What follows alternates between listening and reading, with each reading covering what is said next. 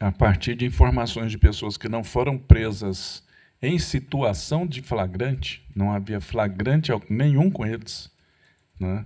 Não tinha drogas, não tinha armas, absolutamente nada. A obtenção de qualquer informe, para mim, é fishing expedition, sem nenhuma dúvida. Ou seja, o policial vai perguntando, vai cercando a pessoa para tirar alguma informação dela, né? Eu digo isso porque vejo aquelas imagens que são trazidas pelos auditores da primeira emenda nos Estados Unidos, na Inglaterra e no Canadá, sobre esse tipo de pergunta que o policial faz para poder obter informação e chegar a algo que eles querem pegar, ou que eles imaginam que deve existir, né? E então, se assim o é, para mim é sem dúvida nenhuma uma violação de domicílio, independentemente do que se encontre, né? Fica então a ressalva de entendimento.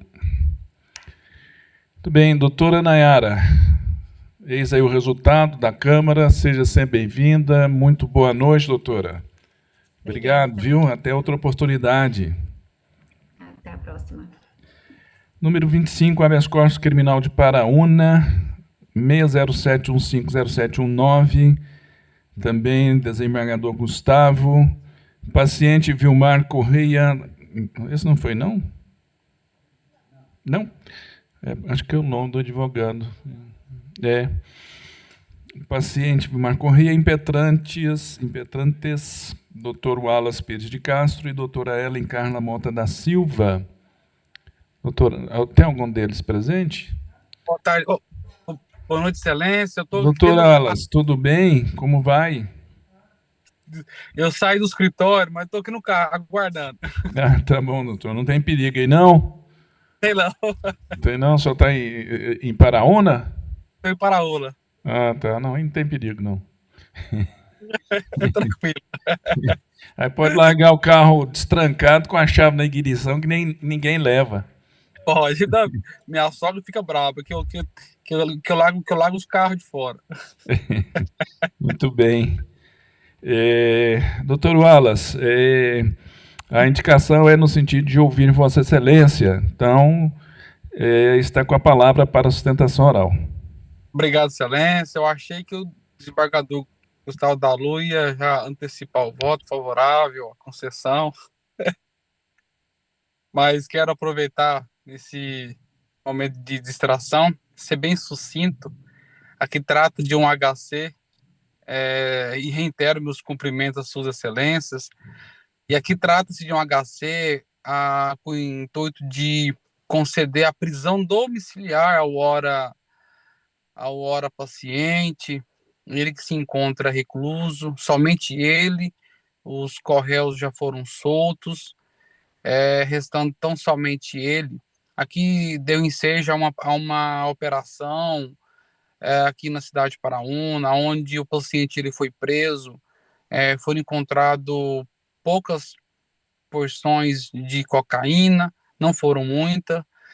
Entretanto, houve, na verdade, inicialmente teve um decreto de prisão temporária, em razão de ter encontrado droga na residência do hora paciente. Em audiência custódia, foi decretada sua prisão preventiva, estando em tese recluso tão somente em razão desse decreto de prisão preventiva, até porque a prisão temporária já foi revogada na origem, o que ensejou, inclusive, na soltura de 2 corréus que foram, inclusive, presos temporariamente na mesma operação. Enfim, eu juntei documentação, informando o estado de saúde, inclusive foi 2 laudos, informando o estado de saúde grave do hora paciente. Inclusive, fui no presídio recentemente, antes do feriado de carnaval. Ele ainda continua com a perna, inclusive as pernas, na verdade, com feridas abertas, fator que é preocupante, inclusive o próprio diretor do presídio tem essa preocupação. O médico, inclusive, tem um laudo, o último laudo que eu juntei, inclusive eu reiterei um pedido de domiciliar, de concessão liminarmente em razão do novo laudo, inclusive o próprio médico da unidade que atesta a gravidade da saúde, em que pese a reincidência do mesmo, nem vou adentrar a questão da reincidência, até pelo fato realmente de ostentar condenação, inclusive cumprindo pena em regime aberto. Houve-se essa nova prisão, de fato, há uma reincidência específica, o advogado também tem que ser fiel aos fatos, mas aqui é uma questão de saúde mesmo, uma questão realmente preocupante. A continuação dele no presídio, ele pode vir, inclusive, ter uma infecção mais grave, inclusive, pode vir até mesmo perder a sua própria vida em razão da infecção. Ele é muito gordo.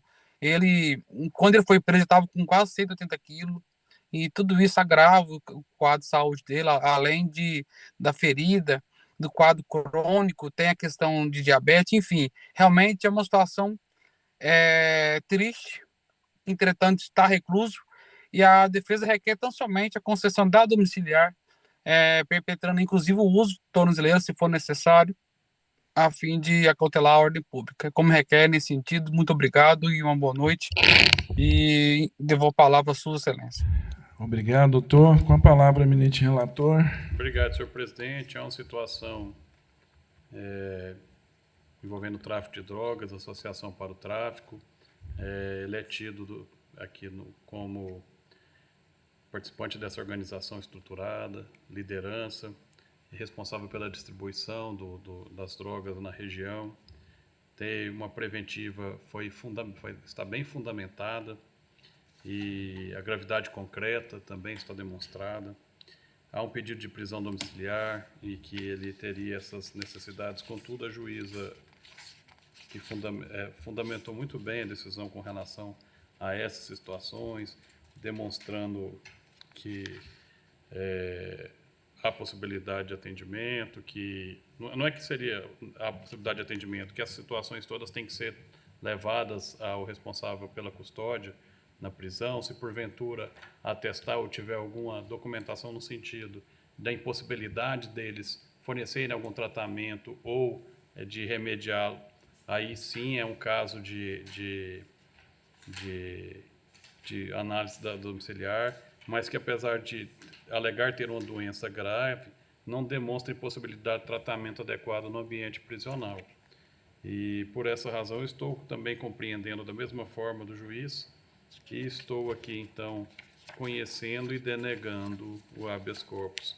Ele é um indivíduo que, como bem ressaltou o paciente, ele tem todo esse envolvimento que está sendo investigado, ele tem condenações, cumpre pena, então é um indivíduo que está ali tendo uma participação ativa, ou pelo menos está sendo imputada a ele uma participação ativa relevante e importante no cenário do crime, de forma que eu não vejo aqui como acolher a pretensão dele neste momento. Ouço os pares. Então, você só fazer uma pergunta. Ele está com 100 e quantos quilos? 150? 180, né, que o doutor falou, né?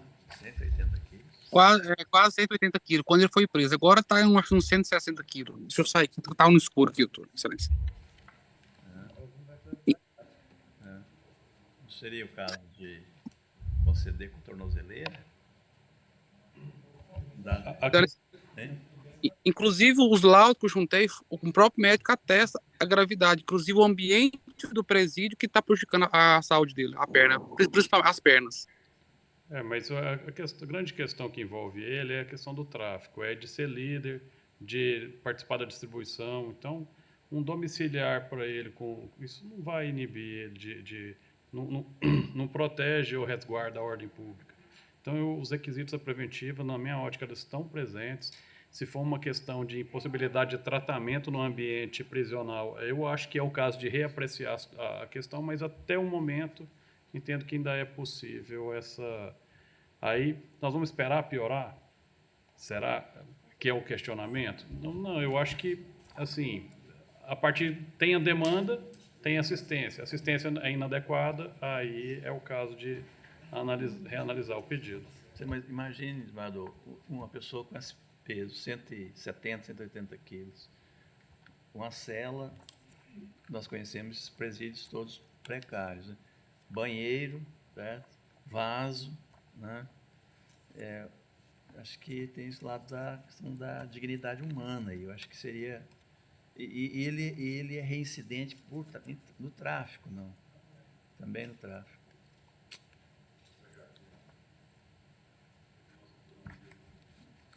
Ele tem 2 condenações por tráfico, e uma por posse ilegal de arma. E agora tem um processo por lesão corporal e agora tem essa imputação que lhe é feita, né, de participar de organização estruturada, de liderança e distribuição de drogas na região.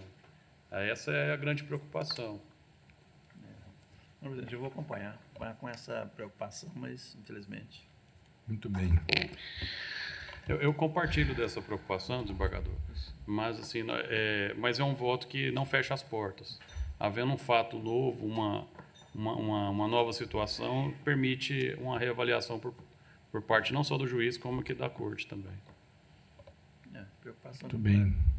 Crime violento, violência real, né? A violência simbólica está aí, né?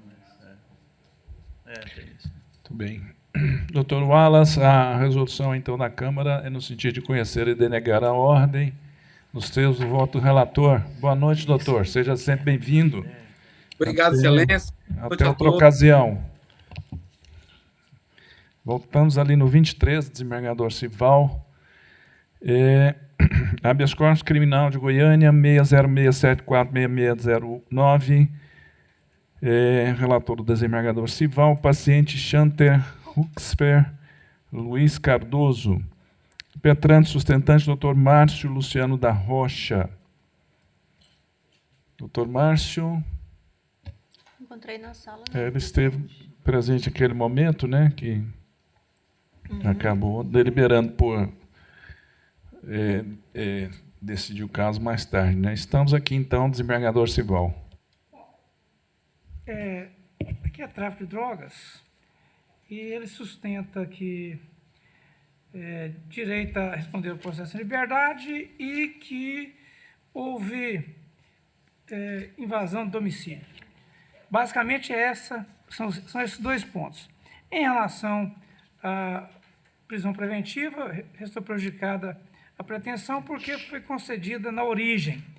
Em relação à violação do domicílio, eu estou aqui entendendo que é uma questão que pode até vir a ser reconhecida na sentença, mas, nesse momento, eu estou entendendo que inviável concluir pela licitude das provas nesse momento processual. E até na denúncia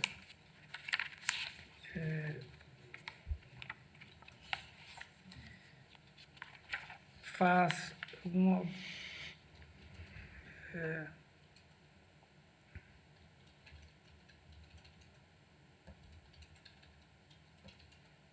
que ele foi abordado. A equipe policial visualizou o denunciado, em momento em que percebeu a presença dos militares, mudou abruptamente direção e apressou os passos. E busca pessoal encontrou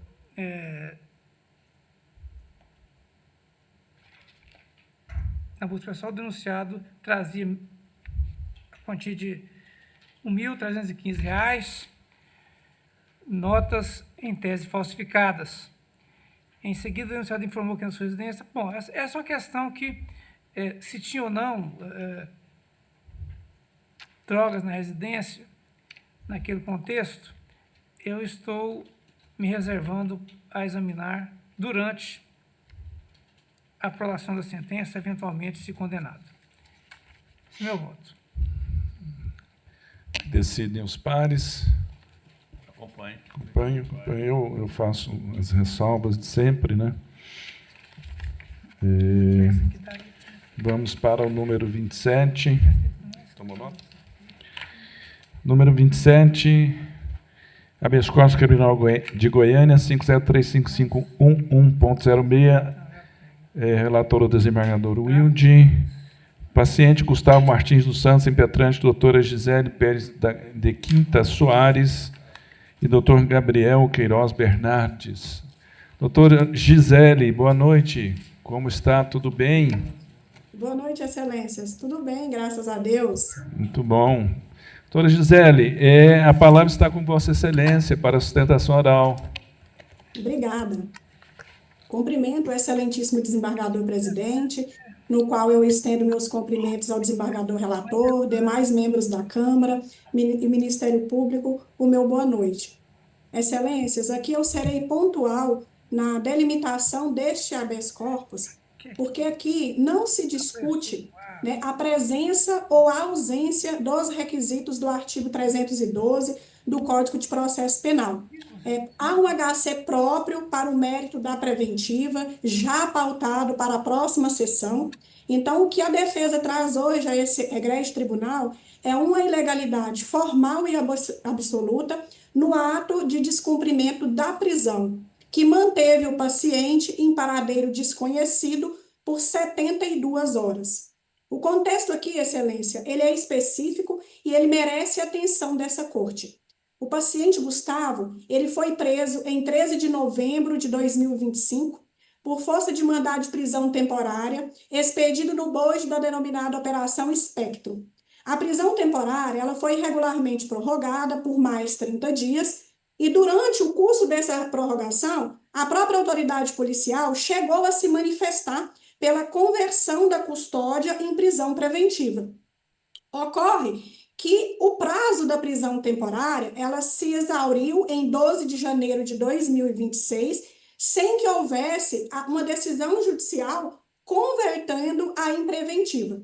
Diante desse esgotamento do prazo legal, no dia 13 de janeiro, foi expedido alvará de soltura e o paciente colocado em liberdade. Então, ele retornou ao convívio da família, amparado pela própria legalidade.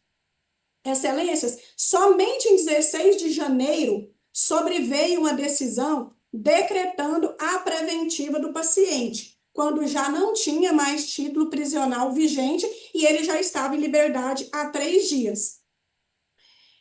Ao ser informado, né, por essa defesa de que uma nova ordem de prisão preventiva fora expedida em seu desfavor, Gustavo, ele não fugiu. Ao contrário, ele próprio ligou para a autoridade policial e informou seu paradeiro e se entregou voluntariamente. Aqui no dia 16, quando saiu, né, o mandado de prisão preventiva dele, a defesa informou ao Gustavo de que havia saído esse mandado preventivo, né, e ele referiu a essa defesa que ele não tinha o intuito de ficar foragido e que ele queria se entregar. A orientação foi que ele ficasse em sua residência, né, já que seria o primeiro lugar que o mandado seria cumprido. Mas mesmo assim, Gustavo, ele não quis, né, não obedeceu essa ordem da advogada, ele preferiu ele mesmo ligar para a polícia militar, do qual ainda nem sabia, né, do mandado de prisão, e falou que a defesa já tinha avisado que ele tinha uma prisão preventiva, que ele tinha um mandado de prisão em aberto e que ele queria se entregar. Então, nós temos aqui, excelências, um cidadão que se apresentou ao Estado para cumprir uma ordem judicial, mas o Estado, em contrapartida, esqueceu-se de formalizar essa custódia perante o Poder Judiciário. O mandado, ele foi cumprido no dia 16 de janeiro, uma sexta-feira, contudo, a comunicação oficial ao juízo só ocorreu no dia 19 de janeiro. Durante 3 dias, o sistema oficial indicava que o mandado estava em aberto. Na prática, né, essa defesa acompanhou, o Gustavo estava preso, mas para o judiciário ele ainda era procurado da justiça. Essa omissão, ela não é uma mera irregularidade administrativa, é uma violação direta ao artigo 5º, inciso 62 da Constituição Federal e ao artigo 306 do Código de Processo Penal. A comunicação deve ser imediata. E aqui a defesa não questiona o prazo da audiência de custódia em si, que ocorreu após a comunicação tardia. nós questionamos o período de cegueira jurisdicional imposto pela autoridade policial. Durante 72 horas, nem a família, nem a defesa sabiam o paradeiro do paciente, uma vez que a comarca de São Simão, ela não possui presídio e o sistema oficial não havia atualizado. E aqui a defesa demonstra que o prejuízo foi concreto. Sem saber onde o preso se encontrava, a família foi impedida de prestar assistência básica, entregar kit de higiene, roupas, colchonetes, direitos garantidos pela Lei de Execução Penal. Manter um cidadão preso sem que a autoridade judiciária saiba de sua condição de detido é admitir a existência de carceragens clandestinas à margem do controle judicial. A Constituição ela é imperativa no artigo 5º, inciso 55, que a prisão ilegal ela será imediatamente relaxada pela autoridade judiciária. E nesse caso, o ato da prisão ele nasce viciado pela falta de comunicação imediata e pela manutenção do paciente em paradeiro desconhecido por 3 dias, considerado foragido da justiça, sendo que o mandado já havia sido cumprido. Ante o exposto, a defesa requer a concessão da ordem para relaxar a prisão de Gustavo Martins dos Santos, ante a flagrante ilegalidade na comunicação do cumprimento do mandado, sem prejuízo da análise do mérito da necessidade da prisão e recurso próprio já pautado. É o que a defesa requer, agradeço e devolvo a palavra a vossas excelências. Obrigado, doutora. Com a palavra, eminente relator. Obrigado, senhor presidente. Esse fato aqui está em tramitação na comarca de São Simão, inicialmente uma operação de investigação e atualmente com mais de 30 pessoas processadas por tráfico de drogas e organização criminosa. Esse fato da doutora ter arguído a questão da prisão temporária, vejam bem, já é título ultrapassado, que na verdade houve sim um decreto de prisão temporária cumprido no dia 13 de novembro, 30 mais 30, né? Houve realmente o esgotamento do prazo, mas 3 dias após, salvo falha de memória, né, que dele ter sido solto, já existia um mandado de prisão preventiva. E esse mandado de prisão preventiva foi justamente baseado na operação deflagrada com interceptação telefônica, quebra de sigilo bancário, telemático, diligência de campo, que identificou núcleo criminoso estável e ele estaria numa situação de nível intermediário, responsável por executar entregas, armazenar drogas e arrecadar valores provenientes das vendas realizadas para o grupo liderado pelo Wellington, qual recebia entorpecentes de Eduardo. Então, a decisão do magistrado da prisão preventiva, que é o novo título que hoje ela se encontra, está justamente baseado nessa fumaça do cometimento do fato, né, criminoso, ou em tese criminoso, interceptações, análises telemáticas, etc. E essa divisão de tarefas com redirecionamento de clientes, fluxo financeiro, também no sentido de que está organizado. Então, a ordem pública e a gravidade concreta evidenciada pela estrutura e a pluralidade de investigados foram os motivos. Só que o grande X da questão, né, como bem frisou a doutora, é que o mandado de prisão foi cumprido em 16 de janeiro, né, e a audiência de custódia é realizada no dia 20, certo? Só que, o primeiro ponto, tanto é que eu estou frisando aqui, há documentação, sim, que o mandado foi cumprido no dia 16. Não existe, não ficou omisso essa situação.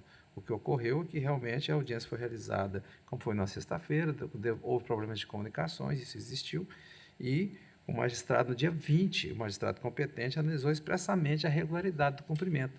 Então, não ficou afastado o controle judicial da custódia, né? Na verdade, o magistrado fez essa avaliação, houve comunicação e submissão da prisão ao crime jurisdicional. Foi nesse ponto a realização de audiência de custódia, a comunicação formal ao juízo competente e essa análise afasta a alegação de constrangimento ilegal por ausência de controle judicial da prisão, que argumenta que a falta de ausência de controle judicial. Houve, sim, realmente um atraso e o magistrado, então, entendeu que a prisão, o ato de prisão teria sido feito dentro das formalidades legais. E, desta forma, a doutora, inclusive, adiantou que já entrou com outro pedido habeas corpus, né, para análise vamos dizer assim, da questão de fundo da prisão preventiva, que seria justamente os requisitos. Então, desta forma, eu estou a entender, o Ministério Público, inclusive, já ofertou denúncia também, né, pertinente a 33 e 35, referente a todas as mais de 30 pessoas que estão envolvidas nessa investigação. E, então, encontra-se em tramitação regular. Não há também que, inclusive, falar em excesso de prazo. Então, eu estou agora acolhendo o parecer ministerial, conhecendo da impetração e denegando a ordem. Ouço os pares. Bem acompanho, mas com a observação de que aí o princípio da eficiência não foi atendido. Ficou 3 dias, provavelmente, sem que utilizasse a custódia, né? E sem que o judiciário soubesse, pelo menos, que ele estivesse preso. Né? Ele já estava preso, ele apresentou, mas acompanho integralmente com essa observação. Muito bem. Só abrir aqui. Doutora Gisele, eis aí, então, a resolução da Câmara, sentido do conhecimento e denegação da ordem, com ressalva de entendimento, desembargador Adegmar, e também de minha parte, por 2 razões, a que Vossa Excelência anuncia, e também para a hipótese de ser vedado à Polícia Militar cumprir mandado de prisão. É um ato de repressão e um não ato de controle ostensivo e preventivo da violência. Muito obrigado, doutora. Boa noite, seja sempre bem-vinda. Até outra oportunidade. Vamos para qual agora mesmo? Eu que agradeço. Uma boa noite para Vossas Excelências. Obrigado, doutora. É o 28? Com vista e mesa, né? É agravo à execução penal 58980119.23. Relata o desembargador Gustavo. Na turma estão os desembargadores Adegmar e Sival. Agravante Ronan Franco Carvalho. Agravado Ministério Público. Doutor Everton Freitas Silva foi o sustentante. Não está de volta, não, né? Muito bem. Desembargador Sival. É sobre a retirada de tornozeleira eletrônica, o desembargador Adegmar divergiu, entendendo cabível. Eu também estou nessa linha de entendimento de que a decisão ela não fundamenta especificamente a situação fática e aplica genericamente uma portaria e então eu estou acompanhando o relator. É evidente que é possível que em situações de regime aberto seja estabelecido o monitoramento eletrônico, mas tem que justificar especificamente por que é necessário isso. Senão, basta aplicar esse modelão que tem sido aplicado. Então, decisão formulária, né? Então, só muda o nome do freguês. Eu estou acompanhando a bem. divergência. Desembargador Gustavo.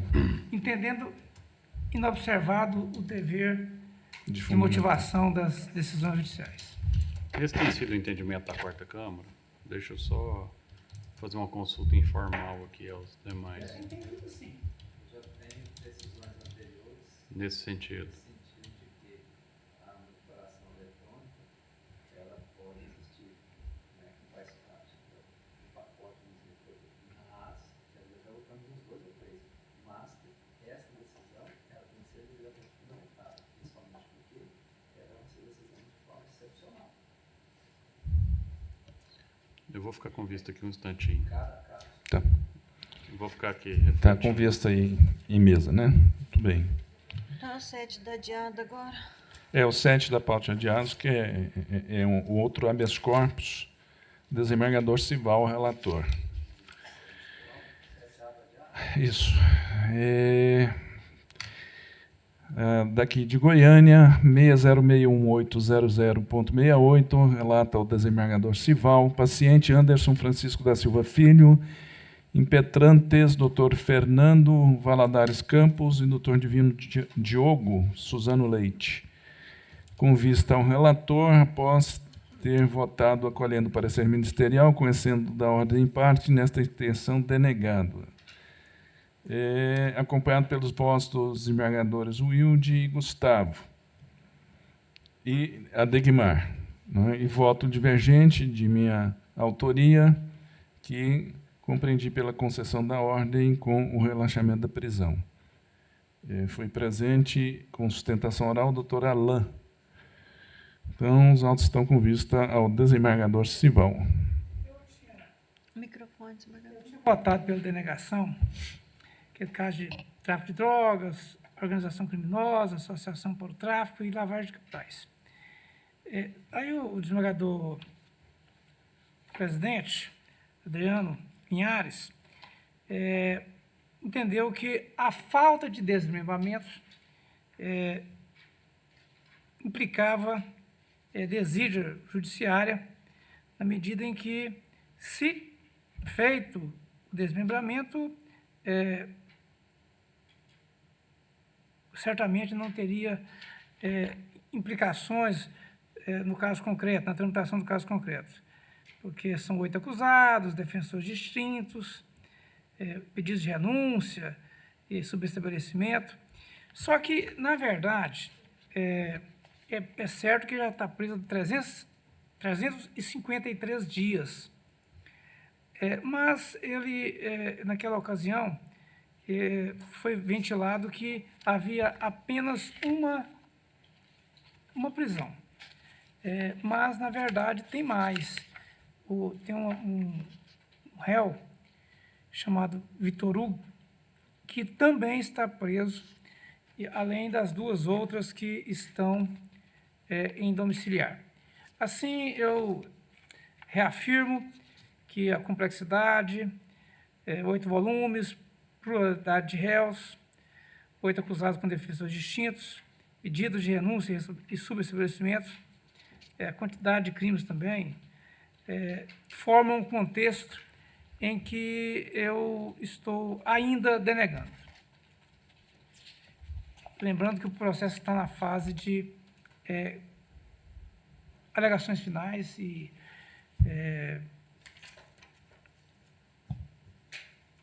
conclusão, a instrução já está concluída. Então, eu voto pela denegação como deliberei inicialmente naquela sessão. Muito bem, então, habeas corpus conhecido e ordem denegada. Divergiu o desembargador Linhares Camargo. Tá? Os demais acompanharam o eminente relator. Bom. Pode ser o 12, que a doutora Sandra está guardando? Vamos com 12, né? Com a desembargadora Sandra. É grande, né? É grande. Mas vamos lá.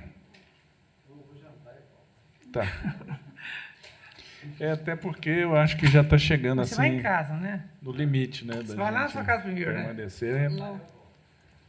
Agora, eu tenho 2 aqui que são super rápidos, e são apelações. Né? Eu acho que dá para Senhor presidente, deliberar hoje. Eu só tenho mais um aqui, que é o 39, e é uma situação muito rápida. Se eu pudesse ser liberado desse aqui... É tão rápido porque... Não, é porque aqui é pular a fila. Parecer ministerial pela manutenção da absolvição e eu estou concluindo nesse sentido. Tá, vamos fazer. Mas o 12 é longo, não é não? Não, acho que não. Mas aí é o seguinte, a minha liberação aqui é 1 minuto, 2 minutos. Ela vai uma meia hora. Vai mais que meia hora ali, não. Vai não? Eu já votei. Ela deve abrir divergência. Só ouvir o Gustavo, né? É lá do carro lá de 4 milhões. Então é rapidinho. Um carro baratinho, 4 milhões.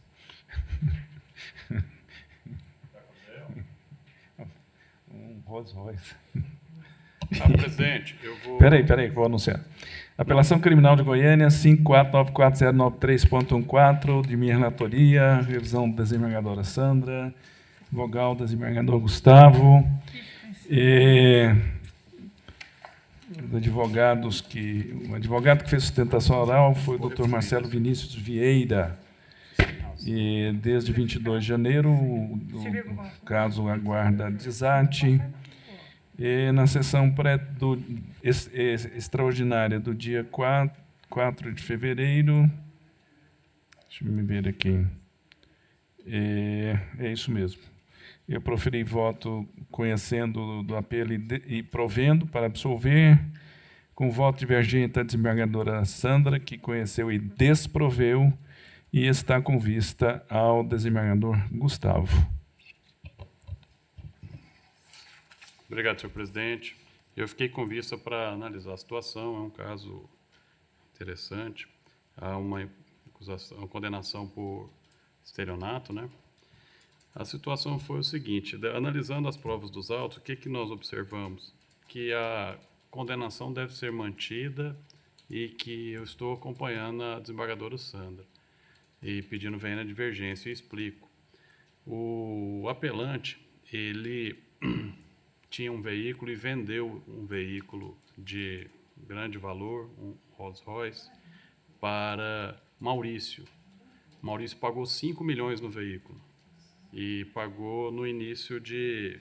Ele fez uma primeira venda no mês de julho.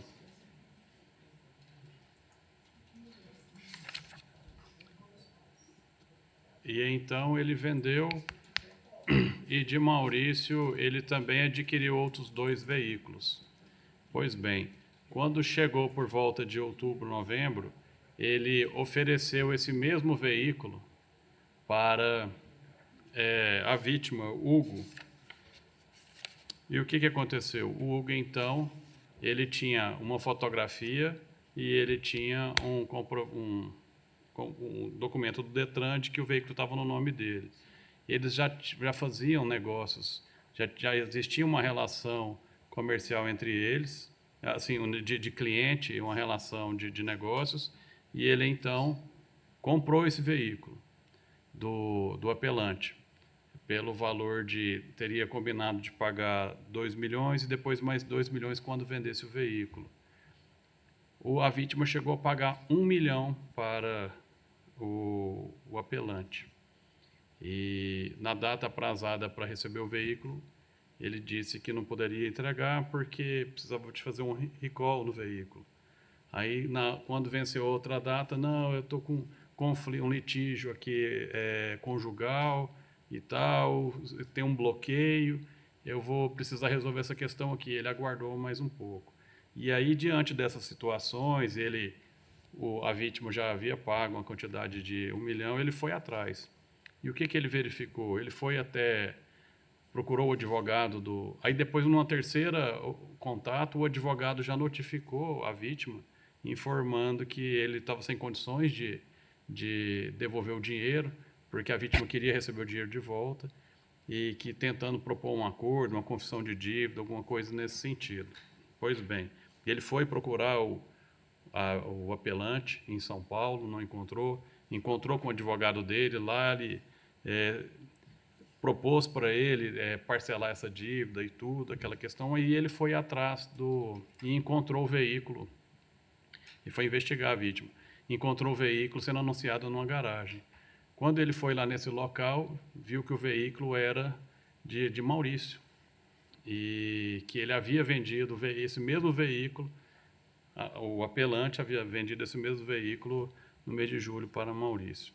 Então, qual a conclusão que nós chegamos e que a divergência chegou? De que ele ofereceu para venda um bem que não era dele.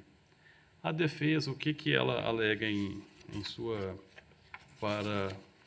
na busca da absolução? Ela diz que havia um registro em seu nome e que o veículo, apesar de ser um bem móvel que se transmite pela tradição, haveria uma característica diferente quando é automóvel, que também teria essa situação do registro junto ao Detran, e que isso demonstraria, sim, a propriedade.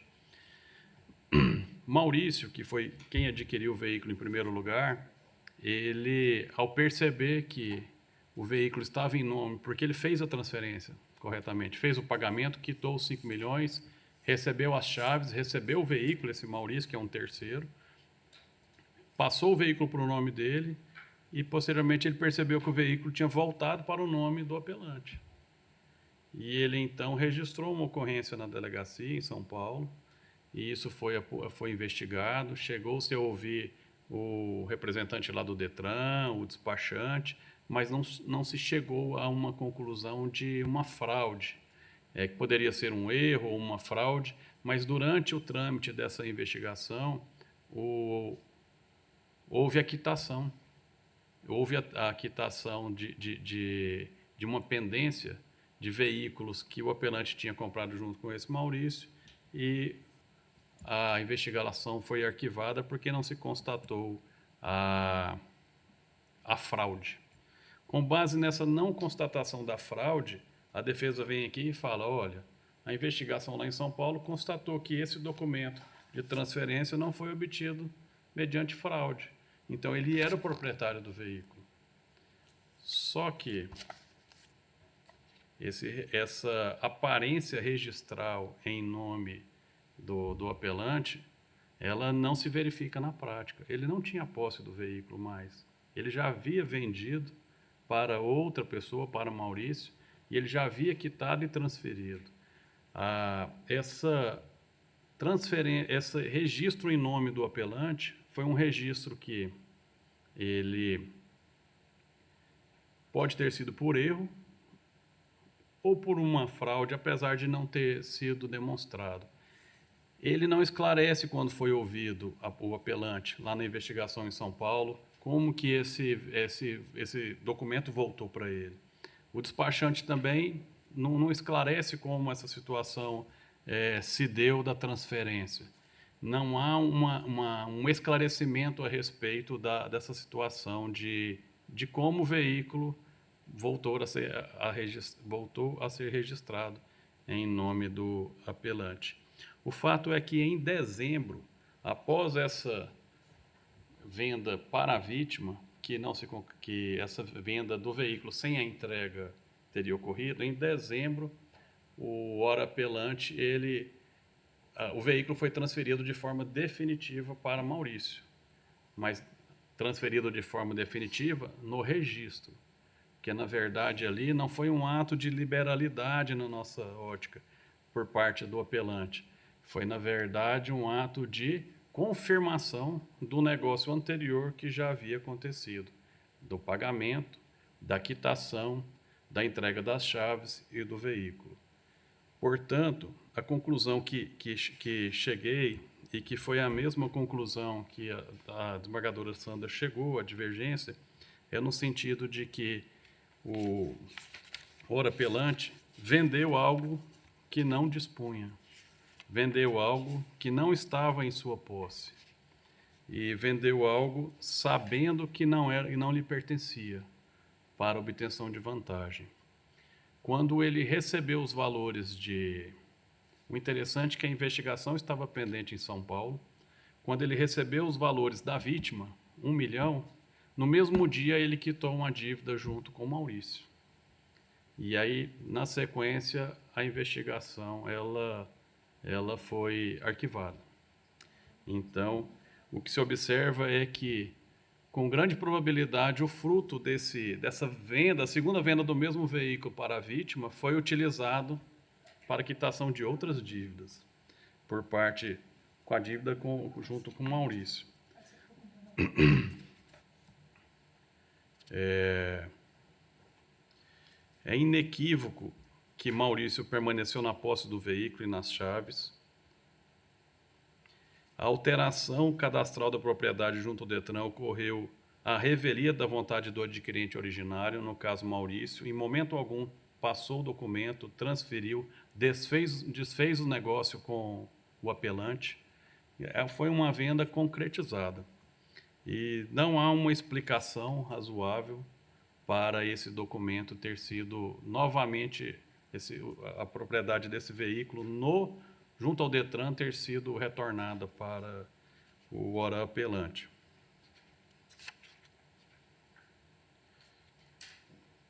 O que nós temos aqui é que, na verdade, o réu se valeu de uma irregularidade de um registro junto ao Detran para a prática do fato. Então, ele mostra lá que tem esse documento e ele se vale dessa situação para entabular um negócio com a vítima. E é uma conduta típica de estelionato. Ele alega que não entregou a primeira vez o veículo por conta do recall. Junta documentos de que a marca de fato realizou um recall daquele veículo. Contudo, o recall realizado é de veículos de um ano diferente do veículo que foi vendido, de forma que essa documentação não é válida para demonstrar o argumento.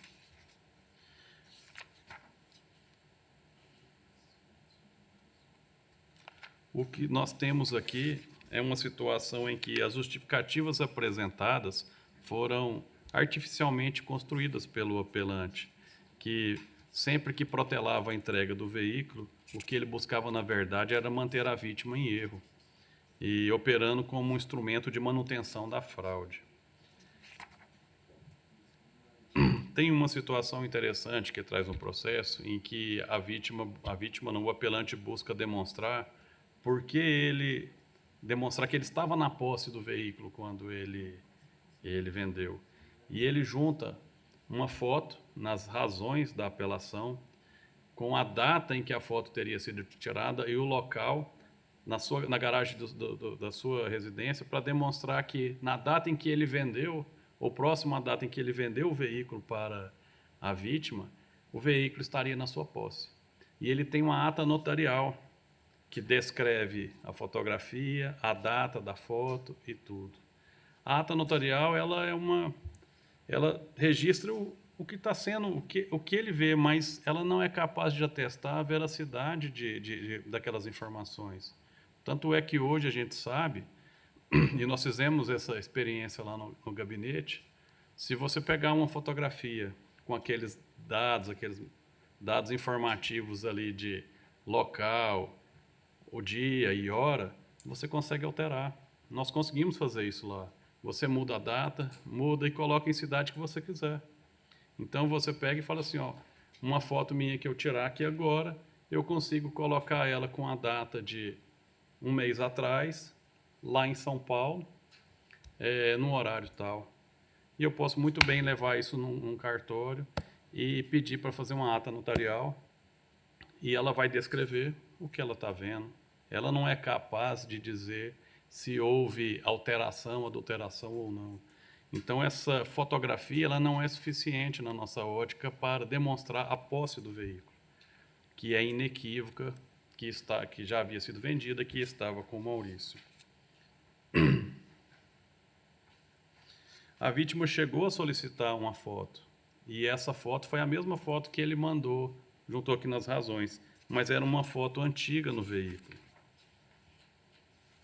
A alegação do litígio conjugal ela não restou demonstrada nos autos, que foi uma das narrativas artificiais que foram apresentadas. E essa sucessão de justificativas, na verdade, elas são incompatíveis com a hipótese de mero inadimplemento. O que ela demonstra, na verdade, e reforça, é um propósito deliberado de manter a vítima em erro por tempo maior.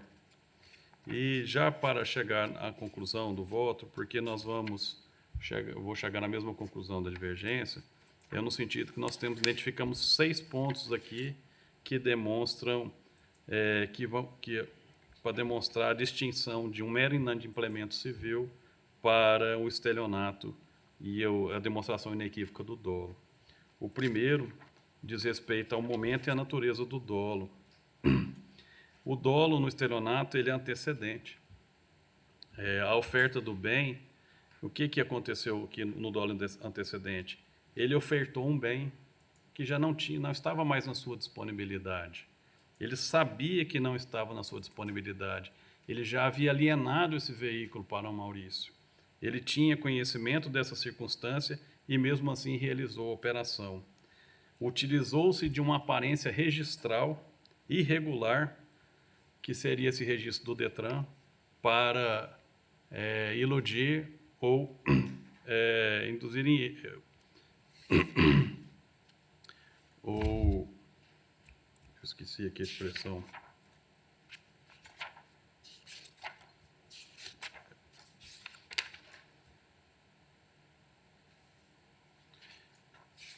Para permitir que o indivíduo adquirisse o veículo em erro. Deixa eu só pegar as outras para terminar de pontuar aqui. Os valores que ele utilizou e que recebeu da vítima, ele destinou para a quitação de dívidas pessoais no mesmo dia. As justificativas apresentadas são artificiais e contraditórias. A transferência do registro do veículo de Maurício, que ocorreu somente em dezembro, o que ele alega que isso também poderia demonstrar que a venda para Maurício só aconteceu depois da venda frustrada para a vítima. Ela não resta demonstrado, porque na verdade a venda já tinha acontecido antes. Ali foi apenas o exaurimento, o momento em que ele de fato retificou o registro de uma transferência que já havia ocorrido anteriormente.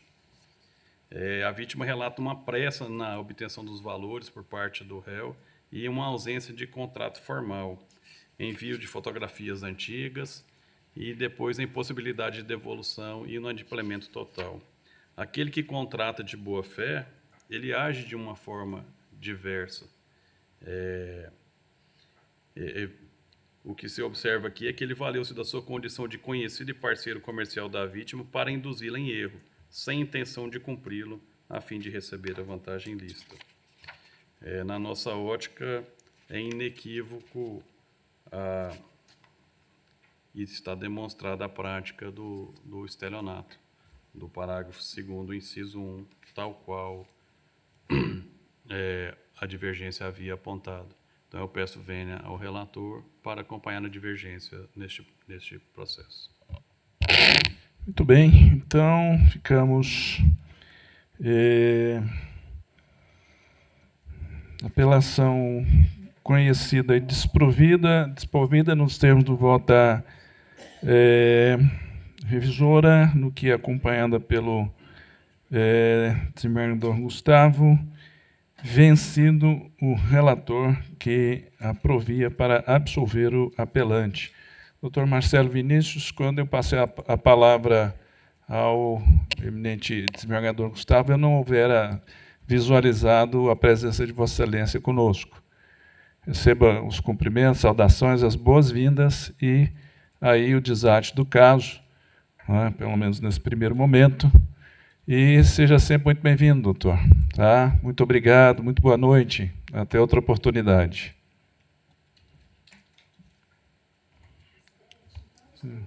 Não? Vai ficar aqui até o fim.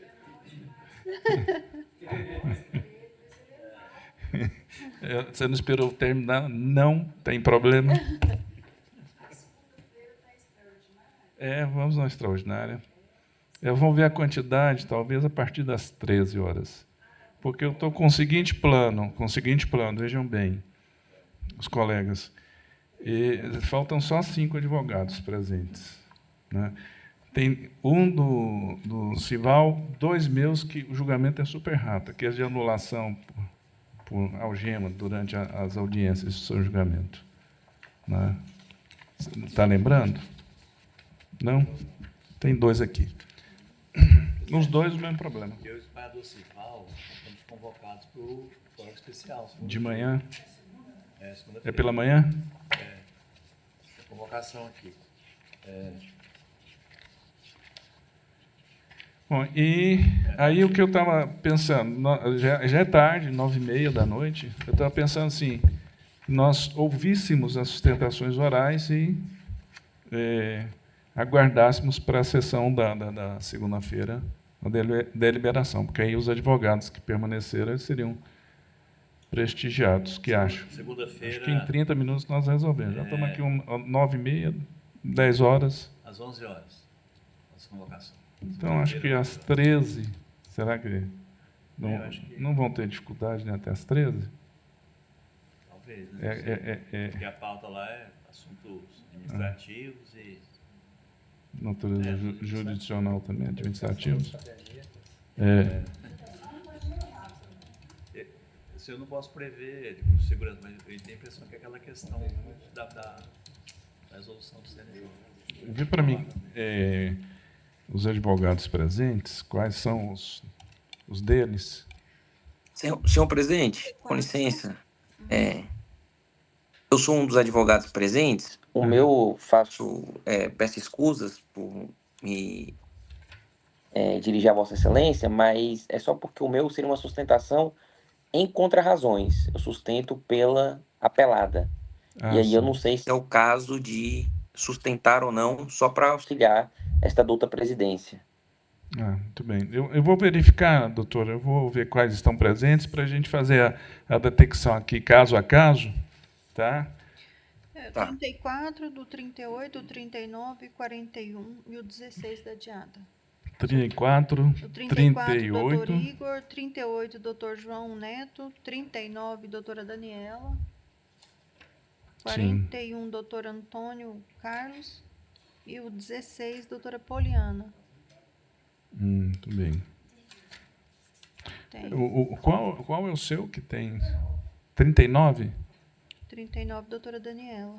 Está na sala. Bom, vamos fazer assim. Como já tem um encaminhamento neste caso, não é?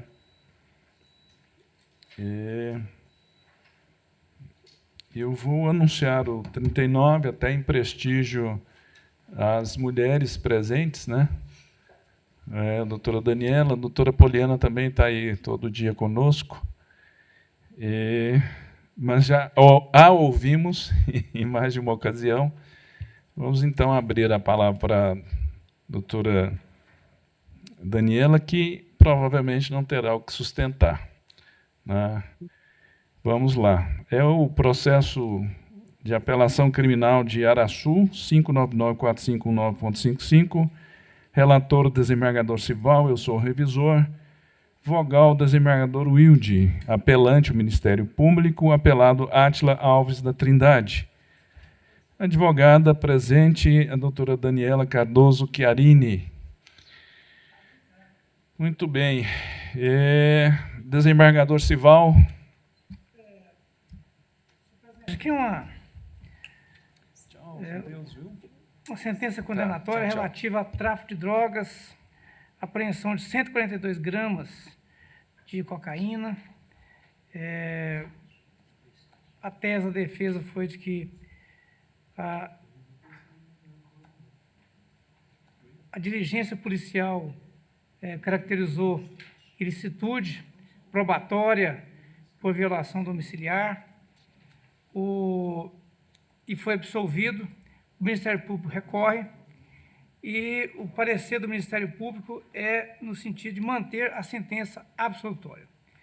E, na minha análise, eu também concluo pela ilicitude, tal qual fez a sentença, não existe comprovação segura de que havia uma situação flagrancial, de modo que eu estou desprovendo o recurso, mantendo a absolvição conforme maiores detalhes na minuta que foi compartilhada com os demais votantes. É assim que voto. Eu acompanho o relator, desembargador Wilde. Mesmo voto, presidente. Muito bem, doutora Daniela, eis aí o resultado, né? Apelo conhecido e desprovido, mantida a absolvição de primeiro grau. Muito boa noite, doutora Daniela. Seja sempre bem-vinda. Obrigada, bom restinho de sessão a todos. Obrigado. Doutora Poliana, cadê ela? Qual é o dela? Tá. Boa noite, Excelência. Boa noite, doutora. Também desembargador Sival. Não. Qual é esse aí? Porque o que eu tenho aqui está só com vista para o desembargador Sival. 16 do adiado, não. Vistas para você. Isso é meu, Está com vista. Aqui, ó.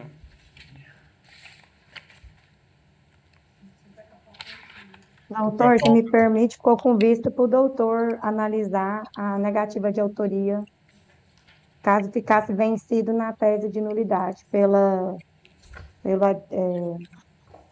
anulação da audiência por uso de algemas. É do Fernando Henrique? Exatamente.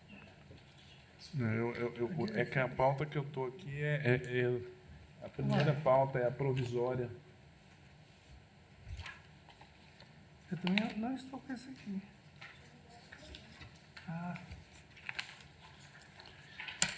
Aqui.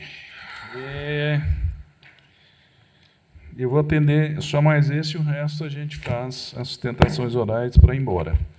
Pois é, mas a doutora fez sustentação oral já nesse. Pois é. Eu não sei se os colegas viram o voto depois que foi caminhado. Não? Eu tenho a anotação da questão de nulificação por causa da algema. Esse parece que eu fiquei vencido, né? Agora eu estou querendo entender aqui o que se passou antes. Do uso da audiência, do uso de algemas da audiência de instrução.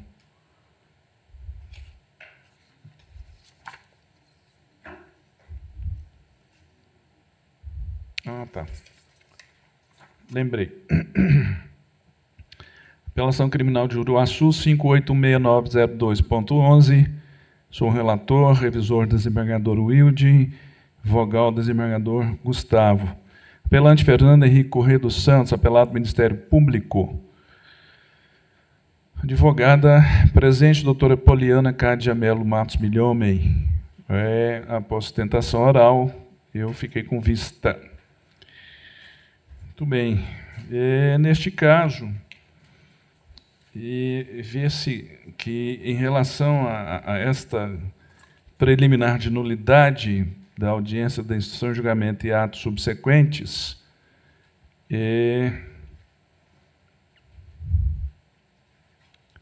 eu estou transpondo a tese sob o lastro normativo do artigo 282, parágrafo 2º do Código de Processo Civil, porque eu estou decidindo o mérito em favor do apelante Fernando Henrique.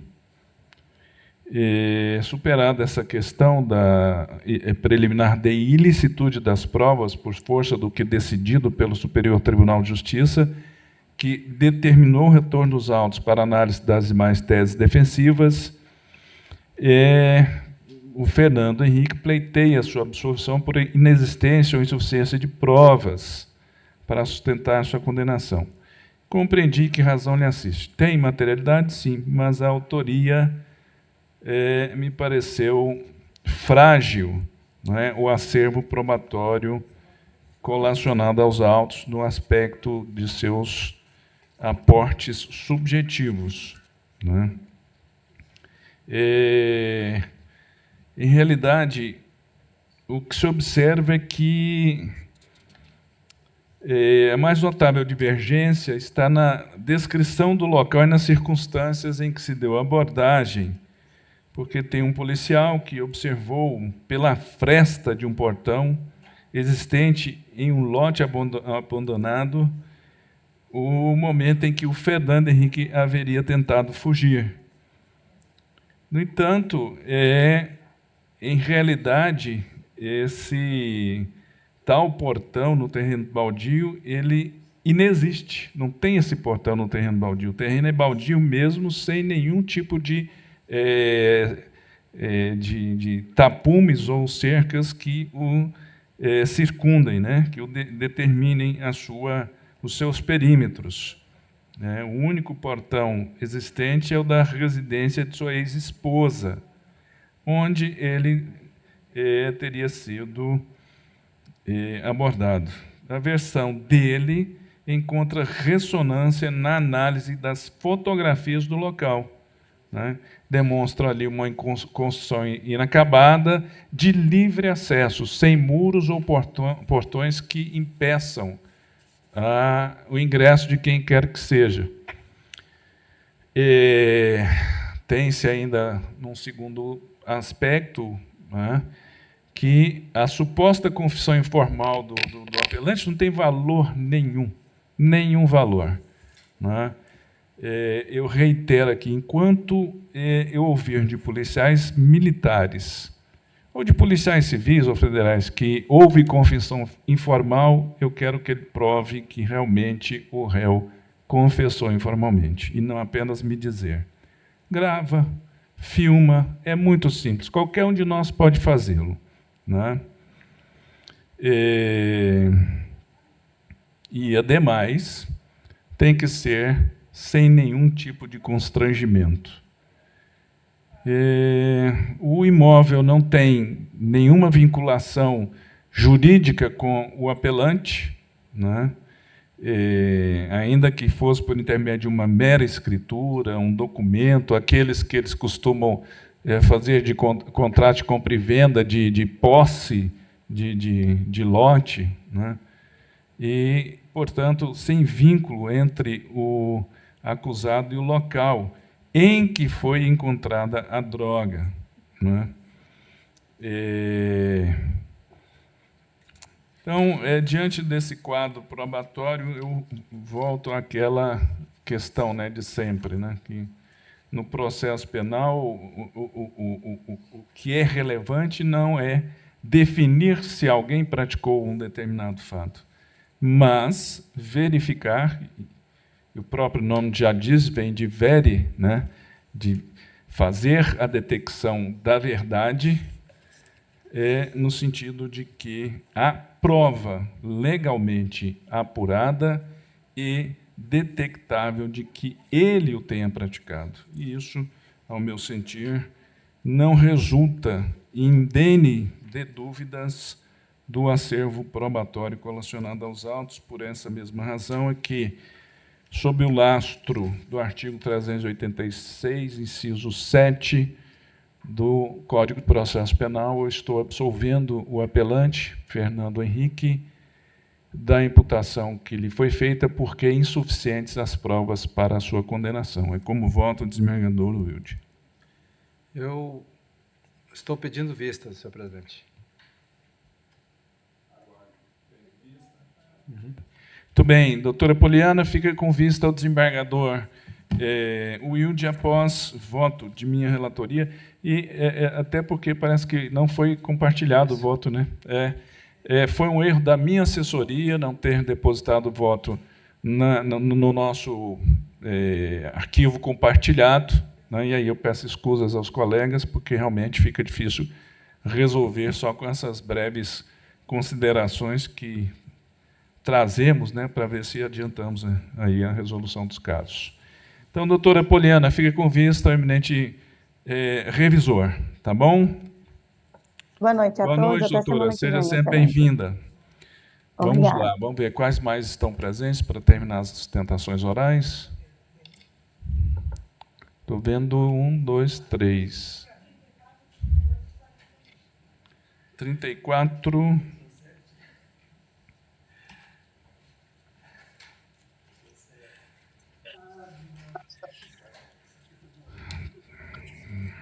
Doutor Igor, quem está presente, Estou sim, excelência. Doutor Igor, boa noite. Boa noite. Muito bem, vamos lá. O número 34, Apelação Criminal de Águas Lindas de Goiás, 514099.5.98. Relator o desembargador Gustavo. Revisor o desembargador Adegmar e vogal o desembargador Sival. Apelante, Ministério Público. Apelado, Maria das Graças Medeiros de Oliveira. Advogados, tem 2 inscritos, mas é presente o doutor Igor Lavoisier Vasconcelos Lima. Desembargador Gustavo. Sim. Só um minutinho, doutor Igor. Os advogados estão pelo apelado? Isso. Pela apelada. Sim. Apelada, né, Maria? Não, eu estou encaminhando o voto para desprover o recurso do Ministério Público. Penso que eu já posso passar ao voto aqui. Pois não, pode sim. Ok, então é um fato envolvendo apelação do Ministério Público, inconformado com a absolvição de Maria das Graças de Medeiros de Oliveira. O que se observa é que é um fato envolvendo extorsão com disparo de arma de fogo pelo réu condenado. Era um cenário de cobrança de dívida. A apelada ela foi absolvida. Ela, na verdade, o que se ficou demonstrado é que ela teria dado carona. E há uma dúvida quanto à participação da mesma nessa empreitada. A dívida, pelo que seria do réu condenado, e a vítima, o uso da arma teria sido algo unilateral por parte do réu condenado, de forma que não estaria dentro do domínio da apelada. Eu estou aqui, então, votando pela manutenção da sentença de primeiro grau. Desembargadora Adegmar. Acompanhando integralmente, presidente. Desembargador Sival. Doutor Igor, então o resultado aí atende, né, a pretensão da cliente de Vossa Excelência. Seja muito bem-vindo. Muito boa noite, doutor. Muito obrigado, Excelência. Rendo homenagens pelo brilhantismo da Colenda 4ª Câmara Criminal. Eu até, Excelência, eu sei que o avançar da hora, mas nunca está tarde demais para elogiar, creio eu. E eu lembrava de Calamandrei quando ele dizia: se o juiz não tem cuidado, a voz do direito é esvanecente e longínqua como a voz inatingível dos sonhos. Mas na mão de Vossas Excelências, o direito não é fugaz, não é passageiro, mas é substancialmente admirável. Boa noite, Excelências. Muito obrigado, doutor, pelas palavras elogiosas. Muito bem.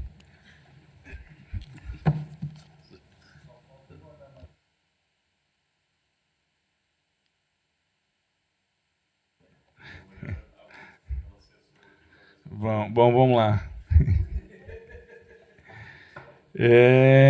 Tá, só falta qual o número agora? Só faltam 2 para a gente ir embora. 38. Tá.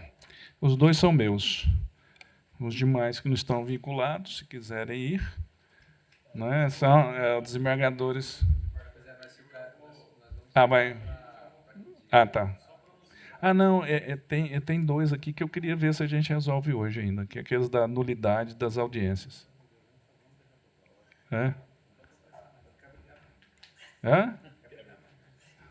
Agora que é bom, porque eu estou assim, né? Você tá cansado, agora que é bom de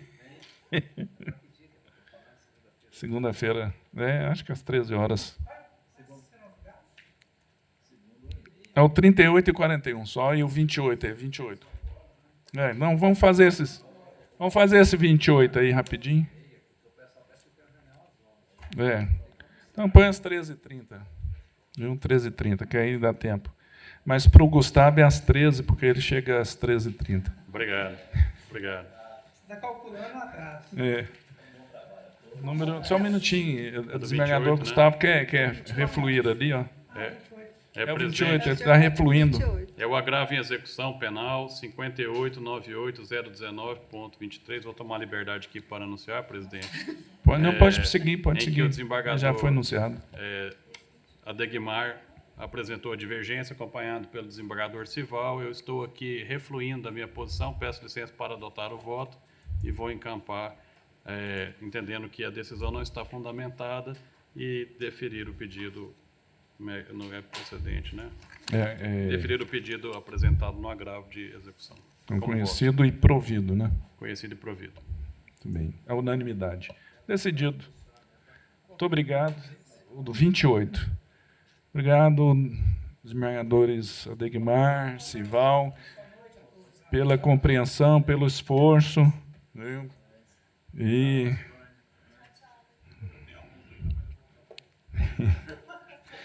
Vamos ouvir agora o número 38. Apelação criminal de Pirenópolis, 5162627.30. Sou o relator, revisor, desembargador Wilde, vogal, desembargador Gustavo. Até mais. Apelante Antônio José Nunes de Souza Filho, apelado Ministério Público, advogado Dr. João Gonçalves da Cruz Neto. Boa noite, doutor. Como está? Tudo bem? Boa noite, Excelência. Tudo bem, graças a Deus. Seja bem-vindo. Obrigado. Deixa-me ver aqui. 38. Deixa eu pegar o 38, cadê ele? Você não pegou ele não, né?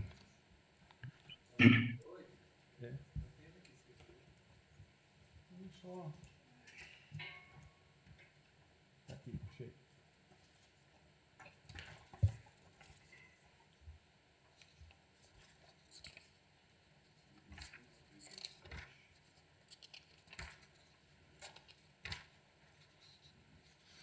É isso.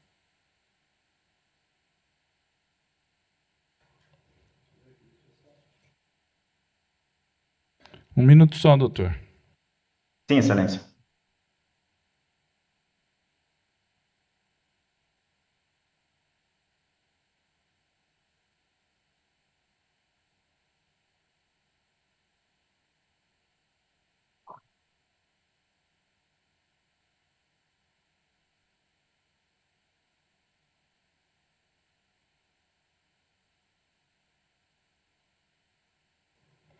Tá.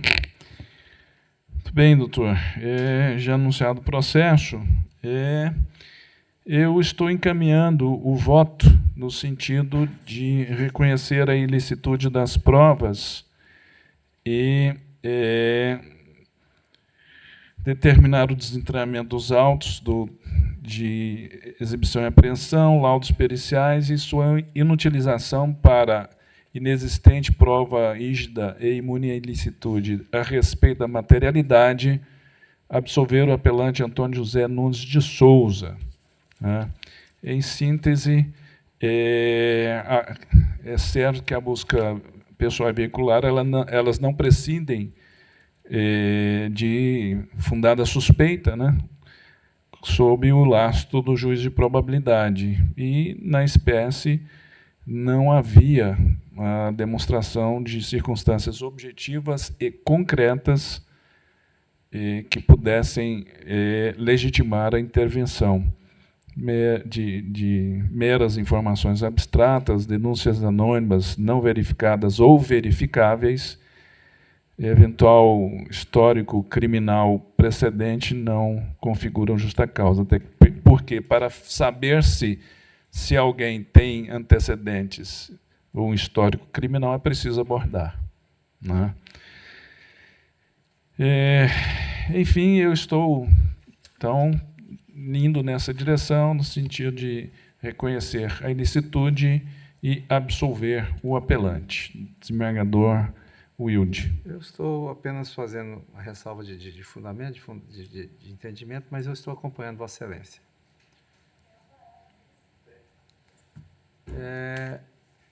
Eu não sei se tem mais... Nós estamos aqui, podia voltar ao 35, 37 meu. São dois minutos cada um em absorção. Tá. Não, tem não. Só que eu vou entrar na turma, né? Por quê? Porque é seu, ali seria o Adegmar, depois o Sival e mim. Prioridade de abordagem. Não, mas a gente faz, eu ingresso na turma, não tem problema. O 41 está aí. Não, sim. Vamos no 41 para ver se tem sustentação oral.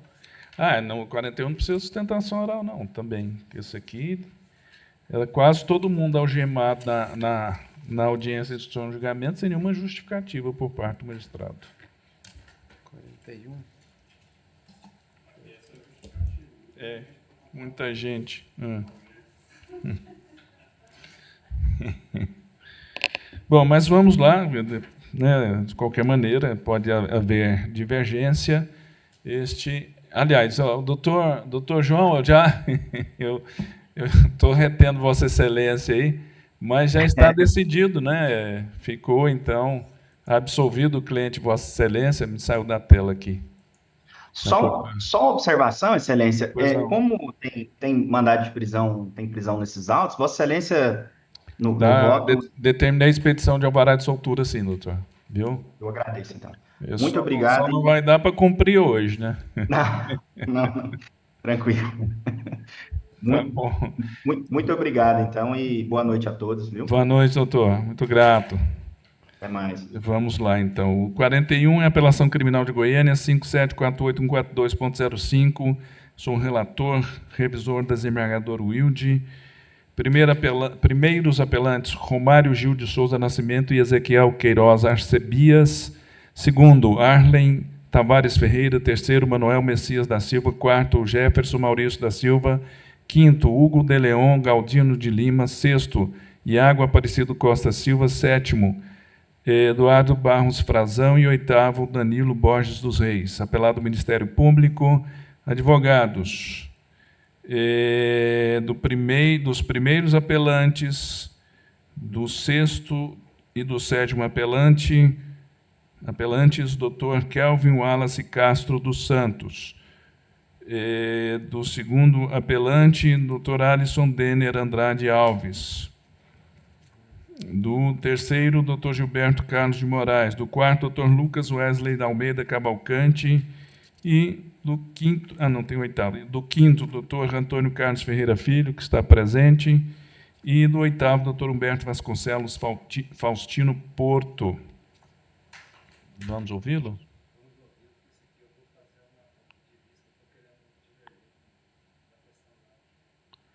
Tá. Muito bem. Sim, não, claro. Até porque nós estamos só com a presença de um sustentante, né? Doutor Antônio Carlos, a palavra está com Vossa Excelência.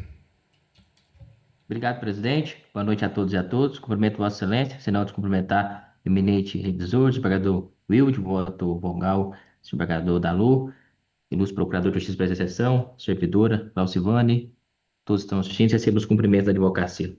Pois bem, presidente, esse caso, eu sou advogado do recorrente Hugo de Leon. Hugo de Leon, Excelência, ele foi condenado a 9 anos, 6 meses de reclusão, regime fechado, por violação ao artigo 2º, parágrafo 2º da Lei 12.850, de 2013. A defesa, Excelência, traz algumas preliminares ao mérito. Mas antes, até para Vossa Excelência entender o caso, faço uma breve digressão fática. Houve um conflito em Caldas Novas envolvendo organizações criminosas, e aí o indivíduo veio a óbito. Apreenderam o celular desse indivíduo, fizeram a extração de dados, e aí, nessa extração de dados, desembargador Linhares, verificou-se que no celular desse indivíduo tinha um grupo denominado futebol. Nesse grupo havia interação entre membros da organização criminosa. E, em razão disso, vários foram indiciados, denunciados com base nessa prova. Inicialmente, o recorrente não foi denunciado, desembargador Linhares, desembargador Gustavo, desembargador Wilde. Só que, posteriormente, após a análise dos dados extraídos do aparelho de um corréu que foi preso no Distrito Federal, houve aditamento da denúncia, e aí ele foi denunciado e condenado por integrar organização criminosa. E o ponto-chave aqui que a defesa traz é porque a prova que surgiu, que autorizou o aditamento da denúncia e a condenação do recorrente, Excelência, adveio da extração de um aparelho celular de um corréu que, quanto ao cumprimento do mandado de prisão temporária, houve apreensão do seu aparelho celular. Veja que a investigação iniciou pela morte de um indivíduo em Caldas Novas, apreendeu esse celular. Mas os elementos que traz a participação do recorrente se referem aos dados extraídos no celular de um corréu que foi preso no DF. E aí, Excelência, os dados extraídos desse aparelho celular foram encaminhados ao delegado de polícia da cidade de Caldas Novas e, com base nisso, o delegado trouxe elementos em relação ao recorrente, e aí houve aditamento da denúncia e ele foi condenado. E qual que é a primeira preliminar que a defesa traz, Excelência? Porque a defesa alega aqui, Excelência, nesse processo, a defesa traz ao conhecimento de Vossa Excelência 5 questões preliminares. A primeira, no sentido da defesa, desembargador Linhares, como eu disse, em razão do cumprimento de mandado de prisão temporária em desfavor do corréu, houve apreensão do celular dele. Primeiro ponto, desembargador Linhares, no sentido da defesa, o mandado de prisão temporária não autoriza a busca por o celular. No sentido da defesa, há uma violação aí, porque, no sentido da defesa, o mandado de prisão temporária é só para cumprir a prisão temporária. Não poderia eles apreenderem o celular do corréu, e com base nesses dados, como eu disse, após a extração, o recorrente foi condenado por integrar a organização criminosa. Então, a primeira preliminar é essa. No sentido da defesa, não poderia haver apreensão desse aparelho celular. A segunda preliminar, Excelência, é a seguinte: é que antes da defesa apresentar a resposta à acusação, está na movimentação 185, a defesa requeriu a interrupção do prazo para apresentação da resposta à acusação, desembargador Gustavo, para que a defesa, depois que analisasse as provas referentes a esse celular, para que a defesa pudesse apresentar a resposta à acusação, só depois de acessar os dados desse aparelho celular. Aí na movimentação 185 a defesa faz esse requerimento. Só que a magistrada fez o quê? A magistrada, então, nega à defesa o direito de aguardar a vinda desses dados do aparelho celular do Correio e determine que a defesa apresentasse a resposta à acusação. A defesa, então, apresenta a resposta à acusação e só posteriormente, desembargador Linhares, na movimentação 305, é que é encartada aos autos um pendrive com os dados desse aparelho celular. Aí, no sentido da defesa, houve outra nulidade. Por quê? A defesa, quando dá resposta à acusação, ela deve ter acesso a todo o arcabouço probatório. A defesa, quando dá resposta à acusação, já tinha que ter acesso a todos os elementos de prova constantes no aparelho celular do Correio. Porque, com base nesses dados, é que o recorrente foi denunciado e condenado. E a defesa, antes de apresentar a resposta à acusação, solicitou acesso a esses dados, desembargador Linhares. A magistrada negou. E aí, esses dados só foram ser encartados aos autos, desembargador Linhares, somente depois, na movimentação 305, Vossa Excelência vai ver, após a apresentação de resposta à acusação.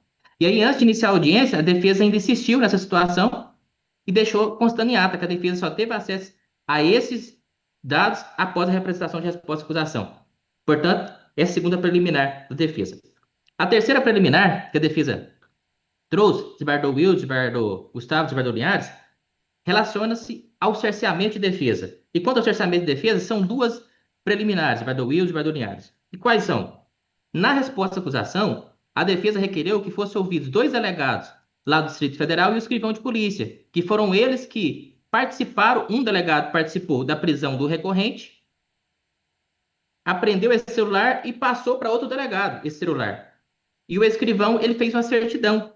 O escrivão, ele faz uma certidão de apresentação e apreensão do celular. Então, a defesa solicitou para que os 2 fossem ouvidos em juízo. Só que, o que aconteceu? A magistrada disse o seguinte, eu indefiro, doutor.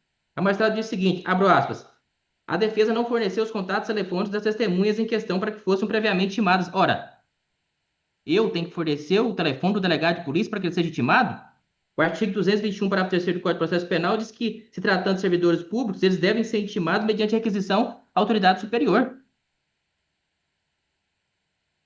Ah, mas a magistrada disse, qual a necessidade de ouvir esse delegado e esse escrivão? Ora, relevantíssimo, excelência, que aí eu vou chegar já na outra preliminar, de quebra de cadeia de custódia da prova. Por quê? Se Vossa Excelência for observar, quando esse celular, que foi apreendido na posse do Correio, quando o cumprimento de mandado de prisão temporária, ele foi apreendido, desembargador Linhares, e não há qualquer informações sobre lacração desse aparelho celular, se ele foi colocado em um invólucro devidamente lacrado, se foram observados todos os procedimentos relacionados à cadeia de custódia da prova, como fixação, coleta, condicionamento desse aparelho. Não estamos falando aqui, desembargador Linhares, porque depois que esse aparelho chegou ao Instituto Criminalista do Distrito Federal, de lá para cá, houve observância da cadeia de custódia da prova. Mas estamos falando de um momento anterior à entrega desse aparelho ao Instituto Criminalista do Distrito Federal. Nesse momento anterior, não há qualquer documentação sobre a cadeia de custódia da prova. E aí, essas testemunhas serão relevantes para ser ouvidas em juízo, a fim de verificar quem apreendeu esse celular, por que ele não foi colocado no invólucro devidamente lacrado, qual o percurso desse aparelho celular até chegar ao Instituto de Criminalística. E a defesa requereu que esses delegados, o delegado que fez a busca e apreensão, que fez a busca e apreensão, não, melhor, que cumpriu o mandado de prisão temporária em favor do Correio, ele passou esse celular, esse delegado, para outro delegado, e o escrivão desse delegado, ele fez, como disse a Vossa Excelência, um auto de apresentação e apreensão desse celular. Então, eu precisava de ouvir os 3 para a gente verificar sobre a apreensão desse aparelho celular, já que não constava qualquer informação sobre a cadeia de custódia da prova. E a magistrada, então, nega. A defesa apresenta, na resposta à acusação, rol testemunha, a magistrada nega com base nesses fundamentos inidôneos. Antes de iniciar a audiência, a defesa insiste e consta na ata que a magistrada indefere novamente, Excelência. Então, houve chaceamento de defesa no sentido de defesa. Por quê? Era necessário a intimação das testemunhas de defesa arroladas para que fossem ouvidas em juízo. Outra preliminar de chaceamento de defesa, Gilberto Linhares. A defesa requereu, Gilberto Gustavo, que o perito, que fosse enviado o perito que fez o laudo de extração de dados no aparelho do Correio, para que esse perito pudesse responder alguns quesitos. A defesa requereu, já na resposta à acusação. Excelência, manda esses quesitos para esse perito responder para nós, perito lá do DF, porque, como eu disse, esse celular foi apreendido lá no DF, foi feito um laudo de extração lá no DF, Instituto Criminalístico do Distrito Federal, e aí esse laudo depois foi encaminhado para o delegado de polícia da cidade de Caldas Novas. E a defesa requereu, na resposta à acusação, que fosse encaminhado alguns quesitos lá na resposta à acusação a esse perito. A magistrada, então, nega, Gilberto Gustavo. E, mais uma vez, antes de iniciar a audiência, a defesa, mais uma vez, ratificou, Gilberto Wilde, Excelência, vamos enviar os quesitos lá para o perito, e não foi enviado esses quesitos. E eram importantíssimos para a defesa para verificar a quebra da cadeia de custódia da prova. E outra preliminar, Excelência, que a defesa traz, que é quanto à quebra da cadeia de custódia em si, Excelência, porque sabemos que a cadeia de custódia ela se divide em custódia externa e a custódia interna, Excelência. Não estamos aqui, desembargador Linhares, desembargador Gustavo, desembargador Wilde, alegando violação quanto à quebra de cadeia de custódia interna. Por quê? Quando esse celular chegou no Instituto Criminalístico do DF, realmente houve observância da cadeia de custódia da prova, pois houve um laudo. No laudo é descrito qual que é o software que foi utilizado para a extração dos dados. Foi mencionada a hash. Ocorre que não houve observação da cadeia de custódia na sua parte externa, Excelência. Pois no momento da apreensão desse aparelho celular, não houve a observância das etapas, as etapas de fixação, coleta, acondicionamento e transporte do aparelho até o Instituto Criminalístico. Então, essa é a quinta preliminar da defesa, quanto à quebra da cadeia de custódia em si. Pois, como eu disse a Vossa Excelência, a cadeia de custódia não foi observada desde o momento da apreensão desse aparelho celular lá com o Correio, no momento do cumprimento do mandado de prisão temporária, até a chegada ao Instituto Criminalístico do DF. Não estamos questionando o momento posterior, depois que esse celular foi entregue ao Instituto Criminalístico do Distrito Federal. Inclusive, eu tenho precedente nesse sentido, eminentes desembargadores. Eu tenho precedente do STJ no sentido da defesa de que, nesse caso, pode sim ser reconhecido a quebra da cadeia de custódia da prova. Eu trago aqui o HC 738.418, julgado em 11/3/2025, em que o STJ disse assim, abro aspas, trecho da emenda, no caso concreto em que pese não ser figurado os autos a ilicitude da obtenção da prova, ou seja, quanto à parte da custódia externa, é caso de inviabilidade da utilização de tais elementos em decorrência da quebra da cadeia de custódia da prova nos momentos subsequentes. Ou seja, o próprio STJ diz o seguinte, que se houver violação a qualquer etapa da cadeia de custódia da prova, deve ser reconhecida a quebra da cadeia de custódia da prova. E aqui, não houve violação quanto ao processamento dos dados, a extração pelo Instituto Criminalístico, não estamos falando nessa etapa. Não estamos falando dessa etapa, porque nessa etapa de custódia interna, não houve violação. No sentido de defesa, houve violação quanto à custódia externa, Excelência. Então, no sentido de defesa, essas preliminares devem ser reconhecidas. Olha, e Vossa Excelência podem perguntar, mas foi alegada a tempo e a modo, Gilberto Linhares? Essas preliminares foram alegadas a tempo e a modo. Foram alegadas na resposta à acusação, antes de iniciar a audiência. Na ata das audiências, a defesa insistiu nas preliminares, trouxemos como preliminar nos memoriais e trouxemos como preliminar nas razões de apelação. Então, não há que se falar em preclusão, Gilberto Linhares. Por isso, a defesa que requer que Vossa Excelência reconheçam alguma dessas 5 preliminares que a defesa traz. E quanto ao mérito, Excelência, caso Vossa Excelência não acolha nenhuma dessas preliminares, a defesa entende que, no mérito, deve haver absolvição do recorrente, porque foi mencionado que ele utilizava 2 números de telefone, mas não foi adotada nenhuma diligência a fim de verificar se esses números realmente eram vinculados a ele. Além disso, Excelência, não foi descrito, não foi mencionado pelas testemunhas em juízo qualquer vulgo, número de matrícula que pudesse vincular ele a essa organização criminosa, de forma que, no mérito, o caso é de absolvição, e não sendo esse o entendimento de Vossa Excelência, a defesa requer a aplicação da pena mínima num regime mais brando. Agradeço, Vossa Excelência, pela atenção. Devolvo a palavra, senhor presidente. Muito obrigado, doutor Antônio Carlos. Como já houver antecipado, nós vamos ficar com vista e na sessão da segunda-feira faremos a deliberação sobre o caso. Tá certo, doutor? Sessão extraordinária. Que excelência, obrigado. Tá? Obrigado. Muito grato, doutor. Boa noite a todos. Boa noite, até Boa lá. noite. Até mais. Tchau, tchau. Agradeço a todas e todos, né, por este esforço extraordinário na data de hoje, após uma sessão também prolongada ontem.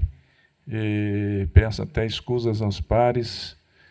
Nós não temos muito para segunda-feira, talvez não cheguemos a 15, mais ou menos, né? No máximo uns 20, né? Já com sustentações, né? Alguns até com votos já contabilizados. Eu acredito que vai ser uma sessão que não terá uma duração muito longa, né? Então é isso. Muito obrigado, boa noite a todas e todos. A sessão está encerrada.